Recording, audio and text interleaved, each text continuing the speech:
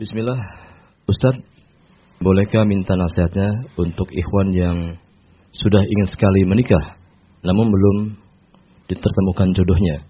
Meski berbagai ikhtiar telah dilakukan disertai doa, namun belum bertemu jodoh. Mohon arahan dan bimbingan Ustaz. Jazakumullah khairan. Kalau dia sudah sangat ingin menikah, namun belum bertemu jodohnya, ya banyak berdoa. Tetapi sebelum kita berbicara masalah ini, pertama saya ingatkan dulu apakah dia sudah siap untuk menikah dari semua sisinya. Pertama, al-ba'ah, kemampuannya secara kedewasaan dan kemampuan laki-lakinya.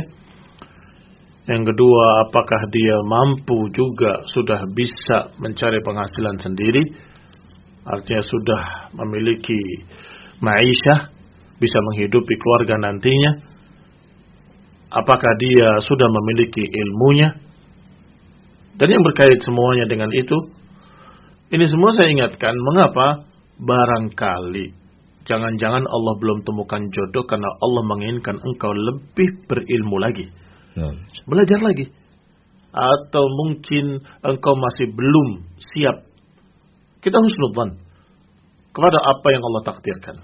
Kita berbaik sangka kepada apa yang Allah takdirkan. Mungkin kita perlu persiapan lebih matang. Alhamdulillah, laki-laki ini tentunya sampai umur 30-35 tahun juga masih muda ya. Dianggapnya masih muda, masih perkasa, masih mampu dan masih Masya Allah.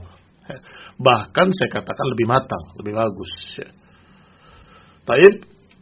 Baru kemudian kita bicara tentang masalah kalau engkau sudah merasa cukup mampu dan matang Masya Allah tapi belum ketemu juga jodohnya, maka periksa yang kedua. Dari yang pertama, kembali kepada kita, barangkali kita belum siap, Allah belum berikan jodohnya.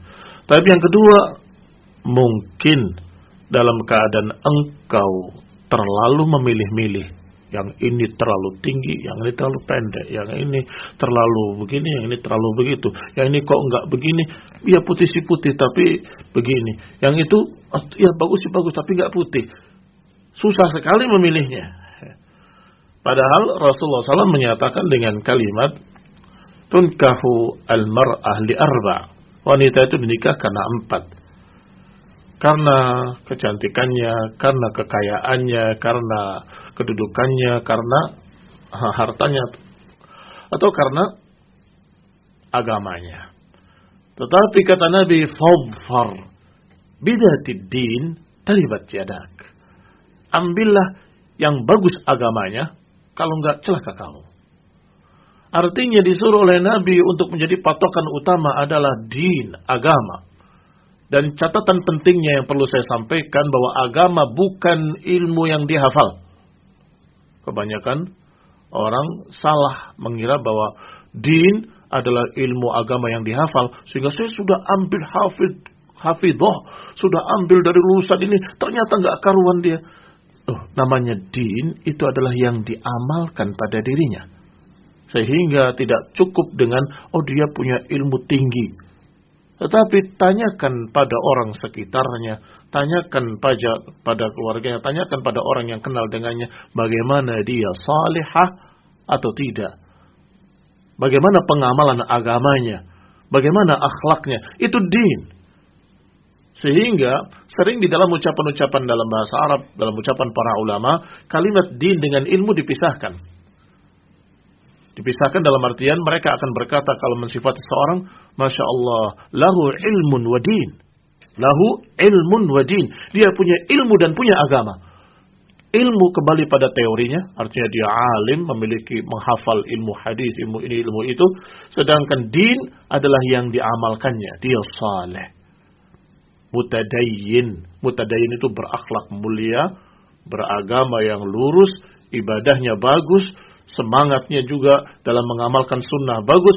Itu yang dimaksud din. Fadfar bidatid din taribat yadak. Yang lainnya kurang lebih. Karena apa? Karena manusia.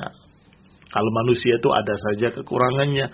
Kalau mau cari yang sempurna, nanti carilah bidadari di akhirat. Maharnya adalah qiyamul lail. Maharnya adalah qiyamul lail, salat malam. Itu baru sempurna. Kalau di dunia, maka yang penting dia saleh, mukmin atau salihah, mukminah taqiyah, masya Allah, itu cukup. Kurang lebih. Yang penting parasnya juga cukup.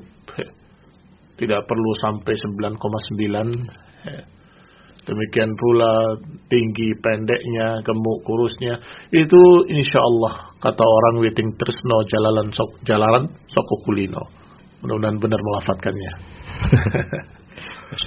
Artinya kalau urusan itu sering ketemu, jadi cinta, jadi suka. Apalagi ketika melihat akhlaknya yang tidak cantik jadi cantik. Karena akhlaknya baik. Sebaliknya kalau akhlaknya tidak baik, yang tadinya cantik, sebaliknya jadi tidak cantik. Melihatnya muak, menyebalkan.